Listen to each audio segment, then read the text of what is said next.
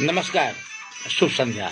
हम श्याम सुंदर Shashi Colors FM 102.4 megahertz पर अपने सभक संग छी। कार्यक्रम समधिया लक समधिया सप्ताह 6 दिन अर्थात मंगल दिन से लक रवि दिन धरि सोम दिन बाहेक सप्ताह 6 दिन अपने सब संग रही छी। नंबर प्रारंभ में कह दे 98 2 68 21 102 98 4 31 66 102 दू गोट नंबर है। इ नंबर में फोन कर अपने से अपन बात रख सकी छी। कृष्णबिंद आई दू तीन टा विषय मूलतः अपने सब लग रख चाहब। आई जनकपुर में अत्यंत महत्वपूर्ण एगो तो संवाद कार्यक्रम के आयोजन भेलै। बहुत महत्वपूर्ण संवाद कार्यक्रम। आ ओ कार्यक्रम ई छलै जे निर्वाचन वर्तमान निर्वाचन पद्धति जे छै ओ निर्वाचन पद्धति कतेक उचित छै, ओहिमे केहन परिमार्जन के आवश्यकता छै कि वर्तमान निर्वाचन पद्धति अनुसार एकटा आम लोक एकटा गरीब लोक एकटा अल्पसंख्यक लोक जे जीत सकैए मेयर में वार्डाध्यक्ष में वा कही तो प्रदेश सभा सदस्य में वा कही तो संघीय सांसद में जीत सकैए। एकटा आम लोक जकरा लग पाई नहीं छै, जे अल्पसंख्यक है, जे जाइतो कम छै, जकरा लग जे एम्हर ओम्हर करबाक जे कला नहीं छै, ओ व्यक्ति चुनाव जीत सकैए। एहि विषय पर आई बहुत महत्वपूर्ण जे गंथन मंथन भेलैए। खास में निर्वाचन आयोग नेपाल लॉ कैंपस आ नीति अनुसंधान प्रतिष्ठान जे प्रधानमंत्री कार्यालय के माथात में थे।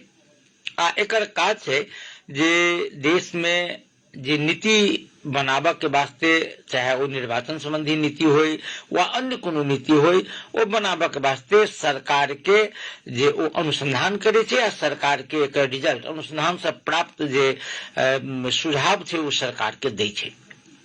एक बेर हम सब चाहब जे अपने सब से हो एहि विषय पर कने गंभीरता पूर्वक ध्यान दी। हमर दू तीन टा सवाल अछि। एकटा सवाल ई जे देश में 31 वर्ष भेलै, 31 वर्ष 2015 साल में पहिल चुनाव भेल रहे, अपने के याद है। आ तकरा बाद से लक अखन तक 31 वर्ष में जम्मा 29 टा सरकार बनलै। 31 वर्ष में 29 टा सरकार बनलै। अपने के एकरा बात बुझल है जे एकटा सरकार के आयु 5 वर्ष होइ छै। जते दिन संसद के आयु तते दिन सरकार के आयु। तो यदि 5 वर्ष आयु होइ छै तो 31 वर्ष में तो 6 टा वा 7 टा सरकार बनबाक चाही। 29 टा सरकार क्या बनले? आखिर एहिमे दोषी के? किया 29 टा सरकार बनले 31 वर्ष में? बेसी से बेसी 7 टा सरकार बनबाक चाही। ई आई के दिन में नेपाल के नीति निर्माण करे वाला लोकन के वास्ते वो अत्यंत गहन सवाल छै। हम 3-4 टा विषय पर आई अपने सबसे प्रतिक्रिया चाहब, अन्य बात नहीं। विषय से संबंधित प्रतिक्रिया यदि अपने सब देव चाहित हो तो हम स्वागत करब, अन्यथा कने काल के बाद अपने सबके प्रतिक्रिया लेब। कने विचार करियो जे 31 वर्ष में 29 टा सरकार किया बनले? हमरा सबके जो निर्वाचन पद्धति है से पद्धति में गड़बड़ी तो नहीं है। निर्वाचन पद्धति बुझी छै अपना सब जे फर्स्ट कम फर्स्ट, माने सबसे बेसी वोट जकरा आबै छै ओ जीतैए। एकटा ई भेलै। पिछला समय की भेलै अपने के प्रदेश में आ संघीय सरकार में, संघीय सांसद में पिछला समय मिश्रित प्रणाली छै। पहिल जे फर्स्ट कम फर्स्ट, सबसे बेसी वोट जकरा एतै से एगोटा जीतता। दोसर समानुपातिक निर्वाचन पद्धति अनुसार जे समानुपातिक में पार्टी के जतेक लोकप्रिय वोट भेटै छनि, दूटा बैलेट रहे छै, एकटा पार्टी के नेता के, एकटा पार्टी के, जिसमें छाप के वोट दिया। तो जे पार्टी के जतेक लोकप्रिय वोट भेटतै ताहि हिसाब से एकटा सूची रहे छै। ओ सूची समानुपातिक होइ छै। माने कि समानुपातिक अर्थ भेलै जे जइमे नेपाल देश में कानून अनुसार जे क्लस्टर सब छुटियाल गेल छै। क्लस्टर माने भेल जे जातीय क्लस्टर, भौगोलिक क्लस्टर, तकरा बाद जे भेल अहाँके जे लोग के शारीरिक अवस्था के आधार पर सेहो क्लस्टर छै, जेना जे माने की कही जे फरक क्षमता के जिनका चलऽ में दिक्कत होइत होइन वा जिनका आँखि में दिक्कत छनि, बाजऽ में दिक्कत छनि, ओ सब फरक क्षमता के व्यक्ति भेलै, तो हुनका सबके आरक्षण छै। तो ओ क्लस्टर वाइज जनसंख्या जतेक छै ताहि हिसाब से हुनका सबके जे लिस्ट रहै छै, आ राजनीतिक दल ओ लिस्ट में अपन क्लस्टर वाइज जेना मधेसी कोटा छै तो मधेसी में नाम पठेलक, महिला छै महिला में पठेलक, दलित छै दलित में पठेलक, जेना विकट क्षेत्र छै तो ओहूठाम छै क्लस्टर तो एकरा में पठेलक, तहिना मुस्लिम छै मुस्लिम में पठेलक, थारू छै थारू में पठेलक, खस आर्य छै खस आर्य में पठेलक। तो ओ जे भेलै समानुपातिक निर्वाचन के पद्धति अनुसार जे बंद सूची पहिने निर्वाचन आयोग के देल जाइ छै, अहाँ के जतेक लोकप्रिय वोट भेटल समानुपातिक दिश के तो हिसाब से अहाँ के कोटा पड़त, ओई कोटा में अहाँ लिस्ट में जे क्रमशः 1 2 3 4 देने छियै तो हिसाब से अहाँ अपन नेता के सांसद बनाऊ। ई विदेश में सेहो चलै छै, ओ अत्यंत वैज्ञानिक सेहो मानल जाइ छै। मुदा समस्या कतऽ छै जे ई कहिया से शुरू भेलै तो देश में गणतंत्र अयलाक बाद माने 3टा चुनाव हम सब एहि पद्धति से केनहुँ मिश्रित निर्वाचन पद्धति से, पहिल संविधान सभा दोसर संविधान सभा आ संविधान बनला के बाद के जे पहिल अखनका जे ऑनगोइंग संसद अछि तकर, मुदा स्थानीय सरकार स्थानीय तह में ई नियम नहीं छै। तो हम फिर से सवाल पर आबी जे निर्वाचन पद्धति जे फर्स्ट कम फर्स्ट जे छै ओ उचित छै, समानुपातिक प्रणाली जे छै से उचित छै कि समानुपातिक प्रणाली के जे सदुपयोग भ रहल छै। तेसर बात जे कि बिना पाई वाला लोग चुनाव में जीत सकैया। तकर बाद की छै जे आखिर कारण कोन छै, आखिर कारण कोन छै जे 31 वर्ष में 29टा सरकार बनलै। मनोज महतो जी हमरा कमेंट करिए, प्रत्यक्ष निर्वाचित कार्यकारी प्रमुख आ पूर्ण समानुपातिक कैबिनेट केना रहते सर नेपाल सरकार। बहुत सुंदर अपने मनोज महतो जी अपने जे सलाह दिली है ई सलाह बहुत नीक जकाँ एलिए आई, हम विषय पर अबै छी। तो पहिल भेल जे अस्थिर सरकार किया छै, तो बहुत नीक मनोज जी के जवाब छन, वो कहलखिन प्रत्यक्ष निर्वाचित कार्यकारी प्रमुख आई जे बैसार छलिए ओहिमे छलफल में ई विषय बहुत नीक जकाँ एलिए जे प्रत्यक्ष कार्यकारी प्रमुख के यदि निर्वाचन होइ छै तो जेना अमेरिका में छै 5 वर्ष हुनकर कार्यकाल रहते, 5 वर्ष में ओ यदि नीक करथिन तो हुनका जस हेतन, नहीं नीक करथिन तो हुनका अब जस हेतन, दोसर बेर जनता हुनका हटा देतन। हाँ, एकरा कंट्रोल करे के लेल जे पूर्ण समानुपातिक संसद रहते, व्यवस्थापिका रहते। बस यह सवाल जे अस्थिर सरकार जे छै 31 वर्ष में 29टा बनलै, तकरा यदि हम सब समाप्त करऽ चाहै छी तो एकरा वास्ते की जे प्रत्यक्ष माने कार्यकारी प्रमुख के प्रत्यक्ष निर्वाचन आ पूर्ण समानुपातिक संसद, तकरा बाद की छै जे ई संभव छै। एकटा सवाल भेल। दोसर, आई बहुत सुंदर अभिव्यक्ति दूटा नेता एठाम गेल छलाह, मंत्री जी नेता तो छलाह बहुत रास, मंत्री जी गेल छलाह। पहिल जे अपना सबके जे अर्थ मंत्री छथि शैलेंद्र शाह जी, आ तहिना उद्योग पर्यटन आ वन मंत्री सत्यवान महतो जी, दुनू गोटा गेल छलाह। सत्यवान महतो जी के जे पीड़ा छलनि हैं ई अपने सबसे हम सहकार्य करऽ चाहब, अपने सबके हम ओ पीड़ा सुनाबऽ चाहब। वो कहलखिन कि सत्यवान महतो जी जे निर्वाचन में पाई के बहुत बेसी महत्व छै, बिना पाई के लोग चुनाव में ठाढ़ नहीं भ सकैया, जीत नहीं सकैया। वो किछु उदाहरण कहलखिन जखन उम्मीदवारी घोषणा के बात हुई छै जे केकरा केकरा उम्मीदवार बनायल जाय तऽ पार्टी नेतृत्व लग कहै छै उम्मीदवार तऽ बड्ड नीक अछि, संगठनो नीक बनबैया, लोकप्रियो छै, मुदा वो खर्चे नहीं कर सकत। पहिल सवाल जे शीर्ष नेता के कहै छै वो खर्चे नहीं कर सकत, तो एकटा भेलै जे खर्चा नहीं कर सकत, माने जे खर्चा नहीं कर सकत वो चुनाव नहीं लड़ सकत, आ लड़बो करत तो वो जीतत नहीं। एकटा सवाल, एकरा केना के रोकल जाय, की विधि छै जे बिना खर्चा क लोकप्रिय लोक जीत सके। दोसर, जे अल्पसंख्यक छे, बहुत योग्य, बहुत ईमानदार, बहुत कर्मठ, आंदोलन में लागल, सब दिन आंदोलन केलखिन, वैचारिक रूप से सेहो एकदम पूरा प्रस्त, जनता के हित में सेहो काज करे, मुदा दुर्भाग्य से ओ यदि अल्पसंख्यक छथिन तो केंद्रीय नेतृत्व देखे छे जे क्या नंबर क्षेत्र के बात करी छी तो 3 नंबर के, अरे 3 नंबर में तो सबसे बेसी जनसंख्या सऊदी सबके छे, तकरा बाद जे फॉरवर्ड के छे, तकरा बाद मुसलमान के छे, तो एना करू, एना मिलाओ जे एकटा सऊदी के दियो ना, एकटा माने फॉरवर्ड में से दियो तो पूरा समीकरण मिल जेते। 1 नंबर के बात करब तो बाप रे बाप, उठाम तो सबसे जनसंख्या यादव जी के छे, तो यादव जी के छन, हाँ मंडलों सब कम नहीं छे, तेना करू मिलाओ जे एकटा एम्हर से एकटा ओम्हर से। 5 नंबर 4 नंबर के बात करब, आगे बात हम तो महत्व के जनसंख्या बढ़ छे, महत्व में से खोजू। आप कहू यदि ई बहुसंख्यक जाति सबके आधार पर, जातीय आधार पर मत पड़त रहते तो एक सक्षम, ईमानदार, काबिल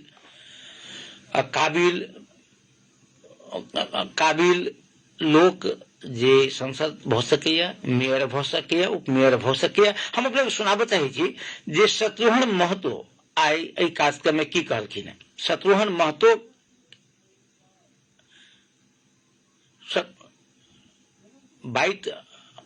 शत्रुघ्न महतो की कहलखिन है से हम सुनाबे चाहे छी।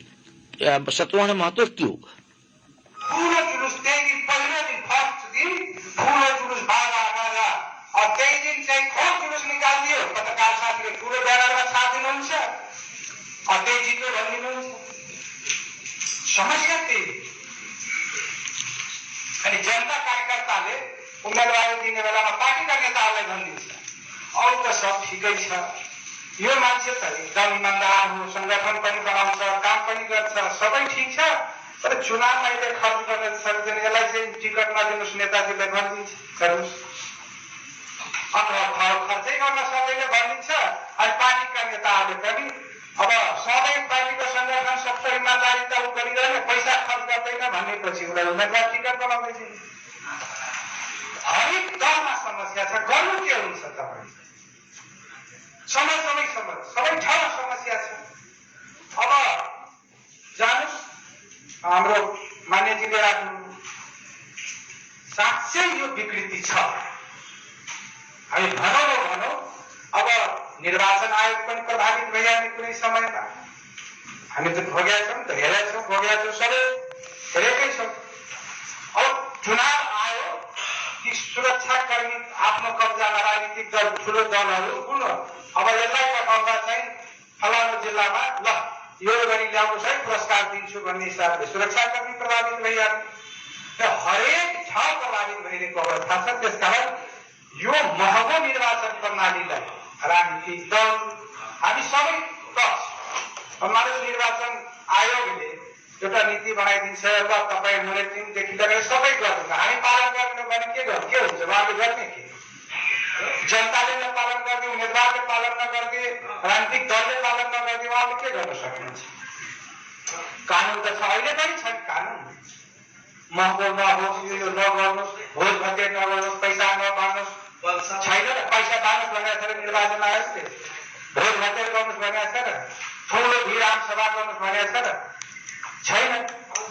मोनिटरिङ पनि गर्छ, आरोप पनि हुन्छ, पत्रकार साथीले लेख्नु पनि हुन्छ, तर गर्ने हामी नै हौ, गर्छौँ हामी नै, सबै हामी गरिरहेका हुन्छौँ। त्यसकारण यो महँगो निर्वाचन प्रणालीलाई हरेक सरकारवाला व्यक्तिहरू कसरी आफ्नो ठाउँमा र सबैले, तर अहिले जुन कानुनमा छ यसलाई अझै व्यवस्थित ढङ्गले कानुनमा मानुस। अब भोज भत्ते गर्न थाल्यो, मनिकाजीले राख्नुको ठुलो पोस्टमा पत्रिकामा आएपछि उसलाई स्पष्टीकरण, एउटा उम्मेदवार खारिज गरिदियो भने त अर्कोचोटि चाहिँ त्यही बेलामा डरले अर्को उम्मेदवारले त त्यो काम गर्दैन, तर त्यो भइरहेको छ।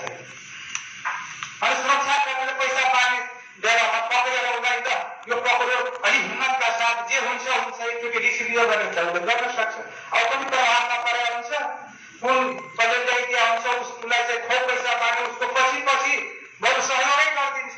है पैसा मागे छैन भन्देला उसले रिपोर्टिङ गर्दैन।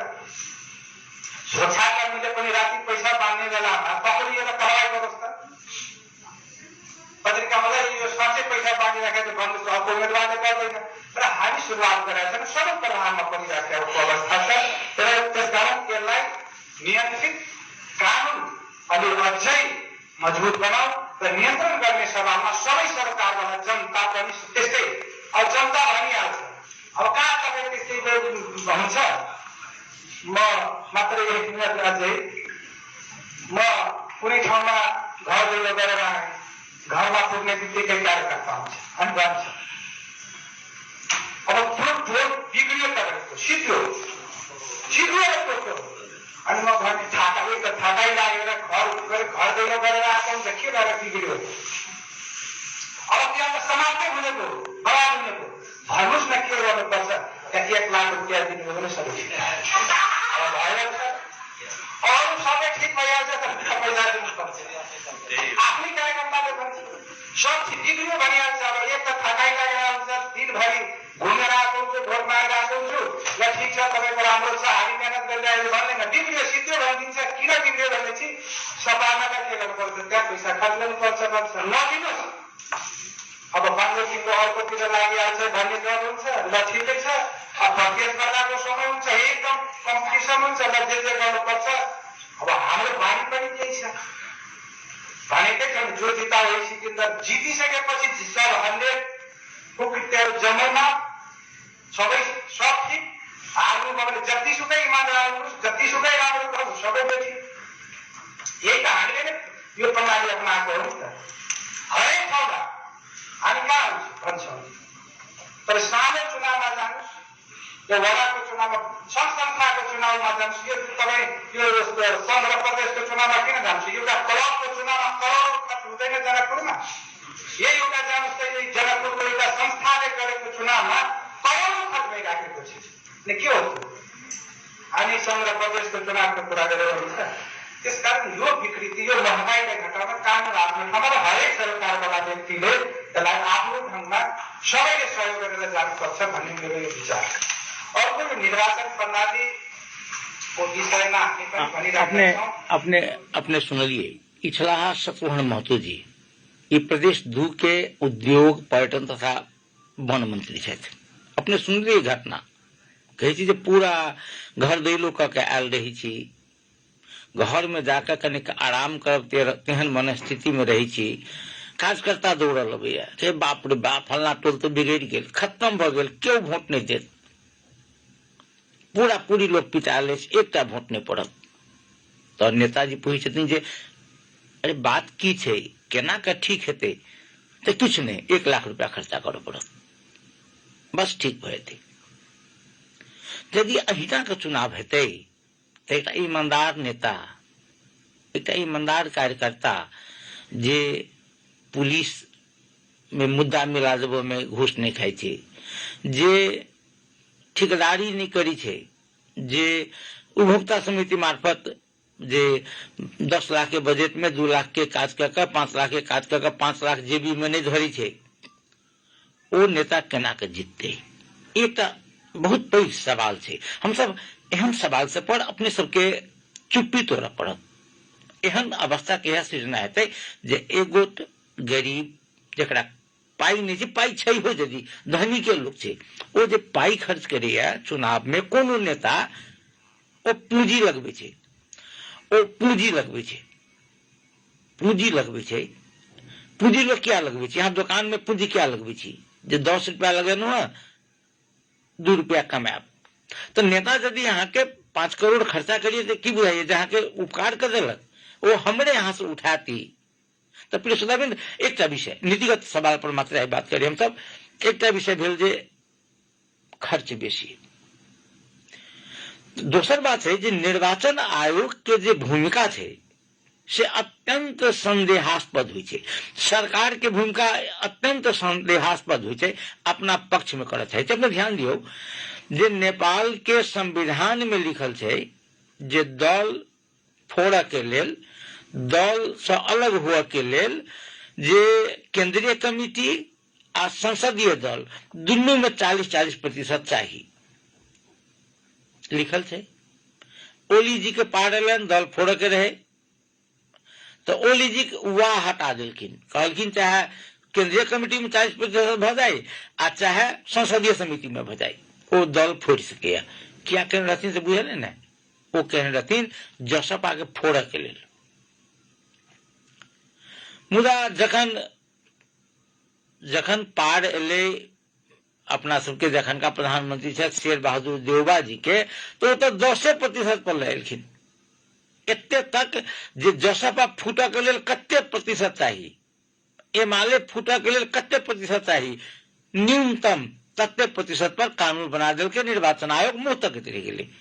निर्वाचन आयोग के प्रमुख आयुक्त व आयुक्त सबके नियुक्ति जाधर सरकार द्वारा होते रहते, ताधर वो अपना आदमी के लेते या ओकर आदमी ओकरा पक्ष में काज करते। आज तक निर्वाचन आयोग एतेक रुपया के खर्चा हो, एते पर्चा पंपलेट बटे छे, एक गोटा के उम्मीदवारी रद्द कल के, यदि नहीं कल के तो निर्वाचन आयोग अपन जे दायित्व है वो दायित्व के निर्वाह नहीं कर रहे छे। हम फिर से घूरब, चूंकि हम सैद्धांतिक बात कर रहे थी, आखिर कर की पड़ते विषय पर। तो पाई कौड़ी खर्च नहीं करे, आम लोग से वो जीत कर जाए, तकरा वास्ते की कल जाए, एक सवाल आई पर बहुत गंथन भेले। तेसर बात जे महत्वपूर्ण बात जगह पर हमरा सबके ध्यान देबाक चाहिए, वो ई जे कि निर्वाचन माने शासकीय स्वरूप जे छै, वो शासकीय स्वरूप में परिवर्तन कल जाए। शासकीय स्वरूप से हम तात्पर्य की है जे जना अखन संसद होइ छै, संसद द्वारा जे की कही जे सम्मानित राष्ट्रपति होइ छन, जिनका कोनो कार्यकारी अधिकार नहीं छन, उपराष्ट्रपति होइ छै, आ तकर बाद संसद के बहुमत प्राप्त पार्टी के जे नेता होइ छै से प्रधानमंत्री कार्यकारी प्रमुख होइ छथि। तो एकर परिवर्तन करके सीधा कार्यकारी प्रमुख के आम जनता द्वारा वोट करायल जाए कि शासकीय स्वरूप में परिवर्तन कल जाए कि, इहो सवाल पर जे गंभीर बहस भेले। तकर बाद आरक्षण अपने देख रहे छे, आरक्षण अपने जसपा में कई दिन पहले बहुत भयंकर उत्फाल मचल रहे, जे एगोटा के रुपया लक समानुपातिक सांसद बनायल गेले, 1 करोड़ की 2 करोड़ रुपया लक। ई खूब आ ओ ई मात्र नहीं से, वो सब पार्टी में करीब करीब एना होइ छे, रुपया लक जे समानुपातिक सांसद बनाओल जाय छे, माने रुपया वाला समझाइए। तकर बाद देखियो अखने नेपाली कांग्रेस के महाधिवेशन संपन्न भेले, ओहिमे मधेसी कोटा पर के जीत के गेला तो विनोद चौधरी, उद्योगपति विनोद चौधरी। मधेसी महिला कोटा में के जीतलखिन है, चित्रलेखा यादव। दलित कोटा में के जाय छे तो जे रुपया वाला छे दलित से, तो यदि विनोद चौधरी सन के लोग मधेसी कोटा में जेते, जकरा लग पाई छे, जकरा लग स्रोत साधन छे, जकर पहुंच छे, जकरा लोग चिन्ह छे, तो आम मधेसी के वास्ते ई कोटा एले। यदि कोनो पाई वाला दलित, जे दलित अधिकृत भकर रिटायर करने, जे डॉक्टर है, जे खेत पथार वाला है, वह दलित यदि दलित कोटा में गेलखिन तो आम दलित धरि पहुंचले ही कोटा। यदि मधेसी महिला में जे वह चित्रलेखा यादव जे मंत्री भ चुकल, उपसभामुख भ चुकल, ओ आदमी कोटा में जीत कर जाय छथिन, तो अन्य मधेसी महिला केना के जेते ऊपर। तो एक दुरुपयोग तो नहीं भ रहल छै, एकरा वास्ते से षड्यंत्र बनेबाक चाही। आई एहि विषय पर गंभीर बातचीत भेलै। हाँ, एक कार्यक्रम में छलाह अर्थमंत्री शैलेंद्र शाह सेहो। शैलेंद्र शाह जी 2-3 टा विषय जे वह प्रत्यक्ष कार्यकारी प्रमुख के प्रत्यक्ष निर्वाचन हेबाक चाहिए, और इहो कहलखिन जे संविधान में संशोधन जाधरि नहीं करब ताधरि संविधान के प्रति सब गोटा अपन जे स्वामित्व बोध नहीं करब। हम सुनाबत है चीज शैलेंद्र शाह जी जे अर्थमंत्री छथि, ओ की कहने छलखिन है। प्रजातंत्र को मूल आधारभूत चलने निर्वाचन हो, तो हाम्रो मुलुकमा खास गरी जति पनि राजनीतिक संघर्षहरू भए जति पनि परिवर्तनहरू भए त्यो परिवर्तनको अनुभूति नहुनुको कारण पनि एउटा निर्वाचन प्रणाली हो जस्तो कि लाग्छ। मेरो यो महसुस गर्दाखेरि हुन त धेरै कुराहरू आइसकेको छ, म त्यसतर्फ जान चाहन्न। र निर्वाचन प्रणालीको मापदण्ड भनेको त्यस मुलुकका, खास गरी हाम्रो मुलुकमा भौगोलिक, आर्थिक, शैक्षिक, सांस्कृतिक के अवस्था छ त्यो आधारमा पनि बन्नुपर्ने मेरो बुझाइ छ। हुन त हामी धेरै देशका अन्तर्राष्ट्रिय स्तरका अनुभवहरू बटुलेर हामी गएका छौँ। हुन त अहिले पनि यो निर्वाचन प्रणाली नराम्रो छ भन्ने मैले भन्नु खोजे आए।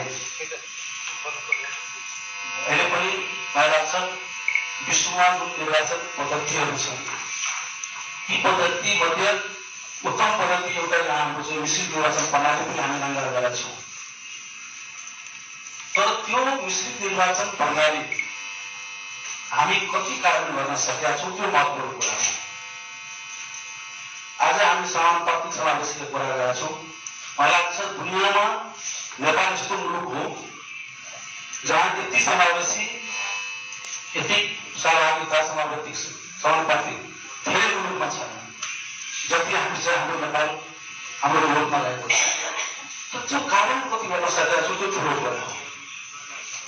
हुन त हामीले भनेकै छौँ स्थानीय निर्वाचन या अन्यहरूमा एउटा महिला पुरुष अब जो समावेशिता हुन्छ धेरै मुलुकमा छैन जस्तो। त्यो पनि हामी के गरेका छौँ भने राजनीतिक पार्टीहरू कति प्रतिबद्ध छौँ त्यो कुरा ठुलो महत्त्वपूर्ण छ। हामी राजनीतिक दलहरूले कति महिलालाई मेयरमा टिकट दियो भने मलाई लाग्छ अधिकांश ठाउँमा त हामी महिलालाई उपमेयरमा टिकट दिएका छौँ। अब यो पद्धतिलाई चाहिँ अब कार्यान्वयन गर्नको लागि निर्वाचन आयोगले मात्रै चाहेको हुँदैन। यसको लागि मलाई लाग्छ यो मुलुकमा जति पनि पोलिटिकल पार्टीहरू छन् त्यो पोलिटिकल पार्टीहरूको प्रतिबद्धता हुन, सामूहिक प्रतिबद्धता हुन यो निर्वाचन प्रणाली सुधार जति पनि हामी सुधारको कुरा गरेका छौँ त्यो जति पनि उत्कृष्ट गरेका पनि त्यो सम्भव हुँदैन जस्तो मलाई लाग्छ। यो व्यक्तिगत बुझाइको रूपमा मैले बुझाएको छु। यहाँ अब यो मुलुकमा निर्वाचन प्रणालीको सुधार भन्दा पनि शासकीय प्रणालीको सुधार गर्नुपर्ने आवश्यकता गरिरहेको छ। निर्वाचन प्रणाली भन्दा पनि शासकीय स्वरूप जुन अब मुलुकमा खास गरी हामीले अब हामी जुन अहिले प्रत्यक्ष कार्यकारी निर्वाचितको कुरा गरेका छौँ त्यो निश्चित रूपमा अब यो हाम्रो मुलुकले त्यो तर्फ हामी गयो भने राजनीतिक अस्थिरता हुन्छ। र विधायिकाहरू चाहिँ पूर्ण समानुपातिक रूपमा चाहिँ हामी निर्वाचित गरौँ। कार्यकारी चाहिँ प्रत्यक्ष निर्वाचित र विधायिकाहरू चाहिँ पूर्ण समानुपातिक यदि हामी गर्न सक्यौँ भने मलाई लाग्छ आउने समयमा जसरी हामी चाहिँ यो अनपढ बहुमत बुझिआएका सरकार भए तापनि हामी अहिले अस्थिर जुन राजनीतिक हामी चाहिँ भोगिरहेको छौँ त्यो मलाई लाग्छ निश्चित रूपमा चाहिँ यो समाधान हुन्छ कि जस्तो मलाई लाग्छ। त्यसको लागि स्वाभाविक रूपमा त्यो शासकीय स्वरूपलाई ल्याउनको लागि त्यो निर्वाचनसँग जुझुक पनि विषय हो। त्यसतर्फ चाहिँ त्यो शासकीय स्वरूपमा हामी आइसकेपछि अब हाम्रो किनभने त्यो राज्यको चाहिँ अनुहार देख्ने चाहिँ त्यो शासकीय स्वरूप नै हो। त्यसकारण यसतर्फ चाहिँ मलाई लाग्छ शासक स्वरूप पनि चेन्ज हुनुपर्ने अवस्था आउँछ। र अहिले खास गरी हाम्रा मान्यज्यूले पनि भन्नुभएको छ अर्थमन्त्री शैलेन्द्र शाह जी शासकीय स्वरूप में परिवर्तन कर पड़ते वो कही छथिन। हमरो बुझाई जे ठीक कही छथिन। तकर बाद समानुपातिक समावेशी के बात हुई छले या महिला पुरुष के बात हुई छले रिप्रेजेंटेशन के। अपने ध्यान देबे तो राष्ट्रपति उपराष्ट्रपति में से एगो महिला अनिवार्य कयल गेल छै नेपाल के संविधान में। वो बहुत प्रोग्रेसिव छै, हम स्वागत करी छियै। आ तहिना सभामुख उपसभामुख में एगो महिला एगो पुरुष, आ तहिना मेयर उपमेयर में एगो महिला एगो पुरुष। मुदा राजनीतिक दल कतेक बेईमान छै जे सब ठाम देखबे जे 99% 753 टा छै पालिका, तैमे 99% में जे महिला उपाध्यक्ष अथवा उपमेयर आ पुरुष मेयर, ऐसा माने कि राजनीतिक दल बेईमान छै, राजनीतिक दल पुरुष प्रधान छै, सोच से ग्रसित छै। एहन में जे निर्वाचन आयोग के कानून बनाबऽ चाही। कानून की बनाबऽ चाही जे जेना धनसा जिला में 18टा पालिका छै, पूरा 18टा पालिका में एकटा देखै छी दलित हम जे विदेह नगर पालिका में छथिन, बाद बाकी कतौ नहीं छै। महिला सब ठाम उपमेयर मात्र छै, मेयर कतौ नहीं छै। तऽ एना के किया नहि मिलाल जाए, जेना भारत में छै जे अहाँ 18टा में 3टा पालिका जे में महिले हथिन मेयर। ई चूंकि राजनीतिक दल बेईमान भेलै, बेईमान जखन हेतै तऽ एकर लेल कानून से घेरऽ पड़त। अहाँके कानून से घेरऽ पड़तै तऽ केना हेतै जे कानून बना दियौ जे आ ओ बदलैत रहतै। एहि बेर मानि लिअ जनकपुर धाम उपमहानगर पालिका महिला के भेलै तऽ जेना भारत में छै 10 वर्ष के बाद 2 चुनाव के बाद बदलतै, तहन दलित के भऽ जेतै, तहन सामान्य के भऽ जेतै, तहन जे माने और यदि कोनो रिजर्व माने कही जाए आरक्षित छै तकरा करियौ। 18टा में 2टा चाहे 3टा चाहे 3टा 4टा महिला के लेल, 1टा चाहे 2टा दलित के लेल, तहिना अपांगता भेल व्यक्ति के लेल। यदि अहाँ ओ कॉन्स्टिट्यूएंसी के तात्पर्य जे ओ पालिका के यदि अहाँ आरक्षित कर दी छियै तो ओहिमे से कांग्रेसो के महिले के ठाढ़ करऽ पड़तै, एमआलए महिले के ठाढ़ करथिन, माओवादियों करते महिले के, सब पार्टी महिले के ठाढ़ करते, जीत के कोनो एकटा महिले हेतै। यदि दलित के लेल करै छियै तऽ कोई दलिते जीत के हेतै, सामान्य के लेल करै छियै तो ओहिमे महिलो जीत के आवश्यक है, दलितो जीत के आवश्यक है, ऊपरको वर्ग के लोग आवश्यक है, केओ जीत के आवश्यक है।